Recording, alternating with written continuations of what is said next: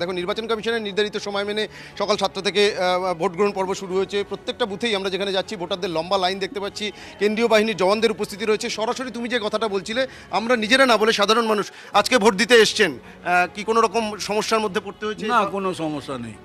এর আগে কি এরকম সুস্থভাবে ভোট দিতে পেরেছেন? সে নিজের ভোট নিজে দিতে পারতাম, চাপ ছিল। এই যে 29 তারিখে যখন ভোট হলো সেদিনও ছিল চাপ ছিল, কি ধরনের চাপ ছিল? মানে একটাই দিতে হবে, ওই ভোট ছাড়া অন্য ইয়েতে দেওয়া যাবে না। আজকে কি পরিস্থিতির মধ্যে ভোট দিলেন? আজকে দেবো, ভোট লাইনে আছি, দিতে এসছেন, বসে রয়েছেন। নিজের ভোট নিজে দেবো, আমার যাকে খুশি। আমরা স্বাধীন, আজকে আমরা 15 বছর পরে আজকে স্বাধীনভাবে ভোট দিতে পারবো। মানে এরকম ভয়মুক্ত পরিবেশে ভোট দেন?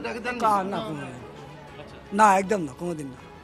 শুনতেই পারলে আমরা যে বিষয়টা প্রথম থেকেই বলছিলাম যে আমরা নয়, সাধারণ যারা ভোটার রয়েছেন, যারা ভোটের লাইনে দাঁড়িয়ে রয়েছেন, মহিলা পুরুষ, তাদের মধ্যে স্বতঃস্ফূর্ত উপস্থিতি আমরা দেখতে পাচ্ছি।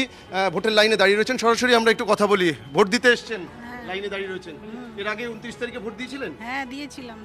তো সেদিনের পরিস্থিতি আর আজকের পরিস্থিতি আজকের পরিস্থিতি ভালো কেন ভালো কেন? মনে খুব ভালো আনন্দ লাগছে মনে একটা। কেন এর আগে এত স্বতঃস্ফূর্তভাবে ভোট দিতে ভয় ভয় ছিল, কিসের ভয়? ছিল সেটা সব কি বলা যায় আজকে ভয় হচ্ছে না? না, আজ কোনো ভয় হয়নি, একদম একদম ভয় হয়নি।